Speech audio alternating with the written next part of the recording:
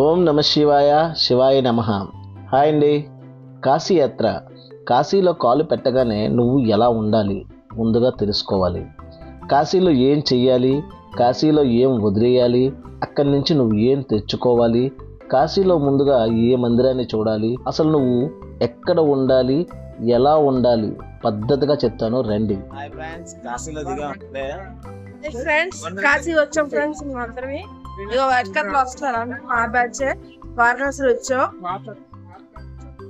విశాఖపట్నం నుంచి కాశీకి బెనారస్ ఎక్స్ప్రెస్ అని 18311 అనే నెంబర్ గల ట్రైను ప్రతి బుధవారము తెల్లవారి 4:20 బయలుదేరుతుంది.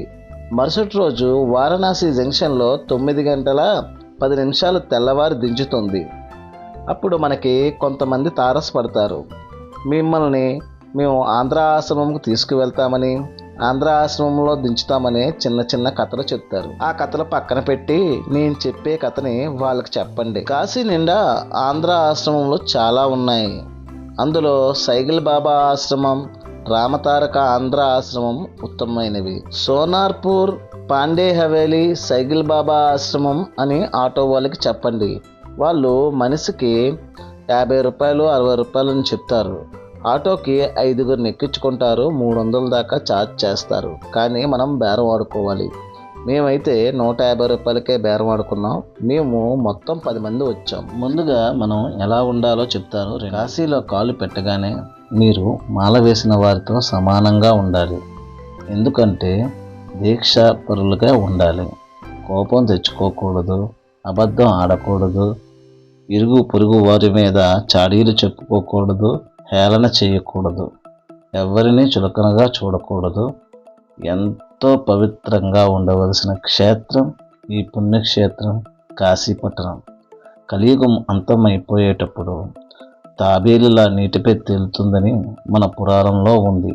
కాబట్టి మీరు ఈ పుణ్యక్షేత్రంలో ఉన్నంతసేపు ఒళ్ళు దగ్గర పెట్టుకొని మనసు ఇంద్రియాలను మీ చేతితో పట్టుకొని చాలా జాగ్రత్తగా ఉండండి. ఇక్కడ శివయ్య మనల్ని పరీక్షించడానికి దాత విధాత అనే 2 పెద్ద మనుషులను పెట్టారట. అదేనండి యక్షులు. వారు మనతో కాసేపు ఆడుకుంటారు. చాలా జాగ్రత్తగా ఉండండి. కాశీపట్టణంలో ఇదే సోనార్పూర్ రోడ్. ఇక్కడే మనల్ని ఆటో దించేస్తాడు. బెంగాలీ టోలా ప్రైమరీ స్కూల్ దగ్గర దించేస్తారు. దానికి కొద్దిగా ముందుగా వస్తే కనిపిస్తుంది కదా సందు. ఈ సందులోనే తిలబండేశ్వర్ టెంపుల్.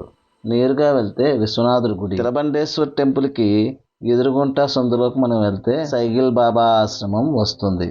బాగా గుర్తుంచుకోండి, చాలా బండ గుర్తుగా పెట్టుకోండి. తిలబండేశ్వరి మందిరానికి వెళ్ళే దారికి ఎదురుగుంట సందులోనే సైగిల్ బాబా ఆశ్రమంకు దారి. అంతేకాకుండా రామతారక ఆంధ్ర ఆశ్రమానికి కూడా ఇదే దారి.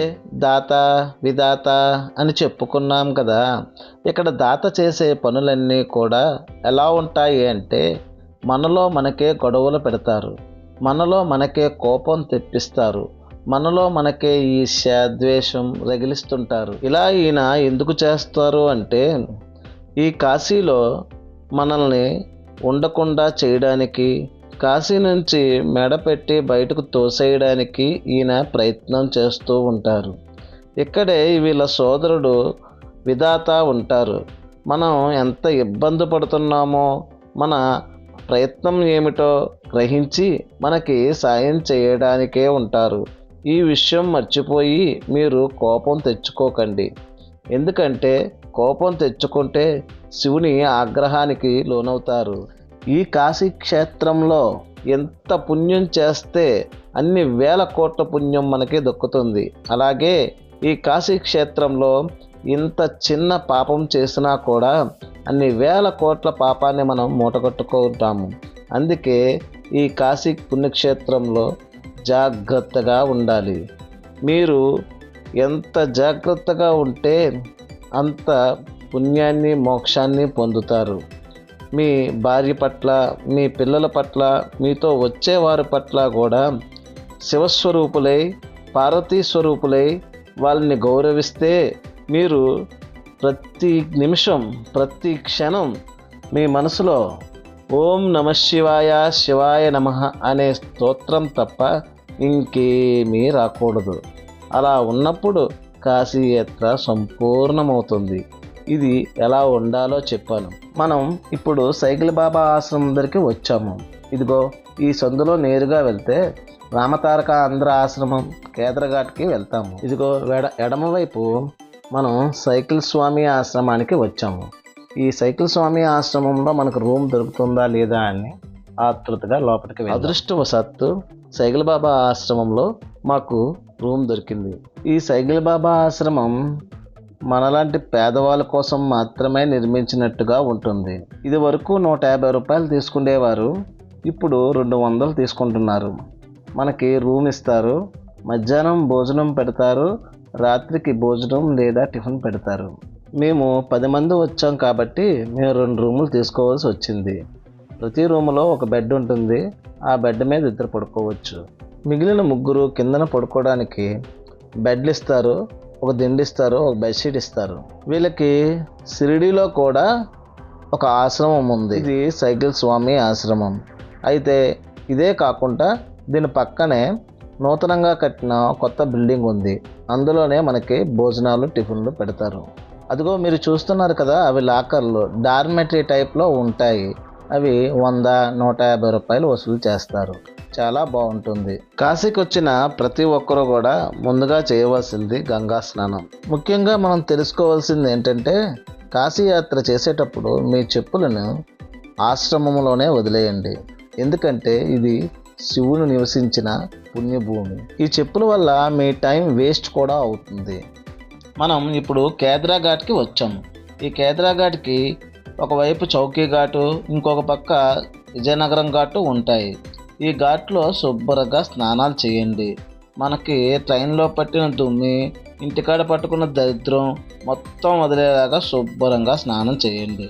అదిగో చూడండి, నేనే వెనకీత ముందీత అని నాకు వచ్చిన 4 గీతలతోనూ శుభ్రంగా స్నానం చేస్తున్నాను. ఇక్కడ ఎక్కడ పడితే అక్కడ శివలింగాలు ఉంటాయి. చాలా జాగ్రత్తగా మనం నడవాలి. ఎందుకంటే మన కాళ్ళకి శివలింగాలు తగిలితే అదో పాపం. అందుకనే ఒళ్ళు దగ్గర పెట్టుకొని జాగ్రత్తగా నడిచి ఆ గంగా నదిలో నీళ్ళు తీసి ఈ విధంగా శివుడికి అభిషేకాలు చేయండి. ఈ ప్రాంతంలో మహాగణపతి, శ్రీ శారదాంబ, శ్రీ ఆదిశంకరాచార్యులు ఈ యొక్క అరణ్యంలో తపస్సు చేశారట. ఈ ఘాట్లో ముఖ్యంగా మన తెలుగువారు ఎక్కువగా స్నానాలు చేస్తారు. ఎందుకు అంటే ఈ ఘాట్ ప్రక్కనే ఆనుకొని కుడి చేతి వైపు విజయనగరం ఘాట్ ఉంటుంది. విజయనగరం రాజుగారు 18వ శతాబ్దంలో ఈ యొక్క ఘాట్ నిర్మాణంలో భాగస్వామ్యం అయ్యారని కేదరఘాట్ వారణాసిలో అత్యంత ప్రసిద్ధి ఘాట్లలో ఒకటిగా చెప్పుకుంటారు. ఈ యొక్క ఘాట్లో ప్రతిరోజు సాయంత్రం హారతి కార్యక్రమం జరుగుతుంది. ఇప్పుడు గౌరీ కేదారేశ్వరుని చూద్దాం పదండి. 12 జ్యోతిర్లింగాల్లో ఒకటైన ఉత్తరాఖండ్ కేదార్నాథ్ ఒకటి. ఆ దేవాలయంలో మూర్తిలింగం యొక్క ప్రతిరూపంగా ప్రసిద్ధి చెందింది. ఈ ఆలయం లోపలి గర్భగుడిలో శివలింగం సాధారణమైనది కాదు. ఉత్తరాఖండ్లో కేదార్నాథ్ ఆలయంలోకి సమానమైన ప్రతిఫలాన్ని ఇస్తుంది. ఈ మూర్తిలింగం స్వయంభూగా నమ్ముతారు. ఇది కాశీ విశ్వేశ్వర ఆలయం కన్నా పురాతనమైన ఆలయమని కూడా నమ్ముతారు. ఔరంగజేబు ఈ ఆలయంపై దండయాత్ర చేసి విఫలమయ్యాడు. లోపట నందిపై కత్తిఘాట్లు కూడా చూడవచ్చు. నందిపై కత్తిఘాటు వేసే సమయంలో గర్భగుడిలో నుంచి చాలామంది భక్తులు ఔరంగజేబుని నివారించారట. ఒకానొక సమయంలో ఔరంగజేబు కూడా ఈ యొక్క ఆలయంలో ఫకీరులు ఎక్కువగా ఉన్నారని ఒప్పుకున్నాడు. ఈ యొక్క గౌరీ కేదారేశ్వర ఆలయం కనుల ముచ్చటగా ఉంది. ఎక్కడ చూసినా శివలింగాలతో మారుమ్రోగిపోయింది. కళ్ళకు పండగలా ఉంది. నా కళ్ళు పుణ్యం చేసుకున్నాయి. ఈ చూసినందుకు ఈ జన్మ తరించింది అన్నట్టుగా ఉంది. ఈ మందిరం వదిలి అస్సలు బయటికి వెళ్ళబుద్ధేయలేదు. ఈ మందిరంలో శివలింగాలు ఎలా ఉన్నాయి అంటే కాశీ మొత్తం శివలింగాలతో నిండిపోయింది అని చెప్పడానికి ఈ మందిరమే ఉదాహరణ. అంత అద్భుతంగా ఉంది అంటే వివరించడానికి నాకు వర్ణన సరిపోవడం లేదు. అదిగో చూడండి, దక్షిణామూర్తి. గురవే సర్వలోకానాం విసజే భవరోగినాం నిదయే సర్వ విద్యానాం దక్షిణామూర్తయే నమః. గురుబలం ఉంటే మనం ఏదైనా సాధించవచ్చు. మీరు ఇంటి దగ్గర నుంచి వచ్చినప్పుడే ఒక రాగి చెంబు, నూనెలో ముంచిన ఒత్తులు తెచ్చుకోవడం మర్చిపోకండి. ఇప్పుడు అక్కడి నుంచి నీళ్లు తెచ్చి ఈ శివలింగాలన్నింటికీ అభిషేకం చేసుకోండి. అలా చేసుకోవడం వల్ల మనకి చాలా మంచిది. మీరు తెచ్చుకున్న ఒత్తులతో దీపారాధన చేయండి. మీరే తప్పనిసరిగా ఎందుకు ఒత్తులు తెచ్చుకోవాలి అంటే, అవకాశం ఉన్నప్పుడు తెచ్చుకోవడంలో తప్పేమీ లేదు కదా, అందుకే ముందుగా మీకు చెబుతున్నాను. మరీ ఎందుకు నొక్కి చెబుతున్నాను అంటే, మాలో కొంతమంది ఒత్తులు తెచ్చుకోలేదు. బయట ఒత్తులు కొనడానికి బయటికి వెళ్ళారు. ఆ బయటికి వెళ్ళిన ఆయన ఒక చేత్తో సెల్ ఫోన్లు, ఇంకో చేత్తో ఒత్తులు బేరమాడి సెల్ ఫోన్లు మర్యాదగా అక్కడ వదిలేసి వచ్చేశారు. మరేమీ లేదండి, అందులో మావు కూడా ఒక 5 సెల్లులు పట్టుకున్నాడు. విచిత్రం ఏంటంటే, ఒక గంట పోయిన తర్వాత అందరికీ సెల్ ఫోన్లు గుర్తొచ్చాయి. తీరా వెళ్ళి చూస్తే మా సెల్ ఫోన్లు అక్కడే ఉన్నాయి. ఇది శివమాయే కదా, శివలీలే కదా, అందుకే మిమ్మల్ని ఒత్తులు తెచ్చుకోమన్నాను. పదండి, ముందుకు వెళ్తున్న కొలది ఇలాంటి కథలు బోల్డ్ జరిగాయి, చూద్దాం. ఇది చౌకీ ఘాట్ అంటారు. ఈ ఘాట్ దాటిన తర్వాత క్షమక్ ఘాట్ అంటారు. అక్కడ క్షమేశ్వరుడు గుడి ఉంటుంది. మనం 10 మంది వచ్చాం కాబట్టి ఈరోజు ఒక్క రోజులోనే మనం ఈరోజే ట్రైన్ దిగాం. ఈరోజు ట్రైన్ దిగ్గానే 8 మందిరాలు చూడాలని నిశ్చయం పెట్టుకున్నాం. కాబట్టి ఇక్కడ ఈ 2 మందిరాలను చూసుకొని కాలభైరవుడి గుడికి వెళ్ళాలి. 10 మందిలో ఒకరు వెనక్కి ఒకరు ముందుకు లాగుతూ ఉంటారు. మీకు తెలియని విషయం ఏమీ కాదు, కానీ మన అందరినీ ఏకం చేసి తీసుకుని వెళ్ళాలి కాబట్టి కొంచెం సమయం పడుతుంది.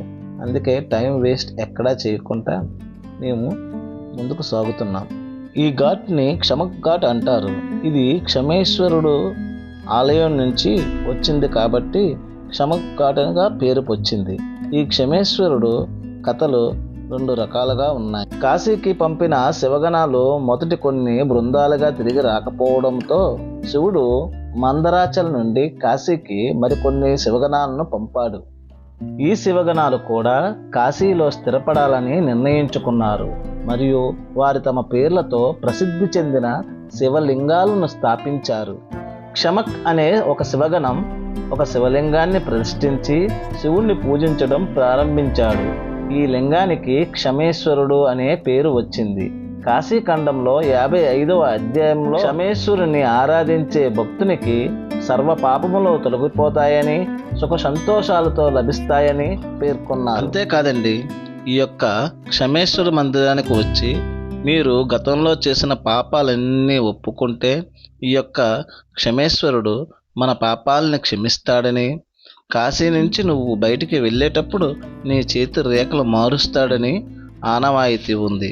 ఈ మందిరం చాలా మందికి తెలియదు. గురువులతో వెళ్ళే వాళ్ళకి, పురోహితులతో వెళ్ళే వారికి మాత్రమే ఈ మందిరం గురించి, ఈ మందిర విశిష్టత గురించి తెలుసు. కాబట్టి ఇక్కడికి వచ్చే వాళ్ళు తప్పకుండా ఈ మందిరాన్ని విజిట్ చేయండి.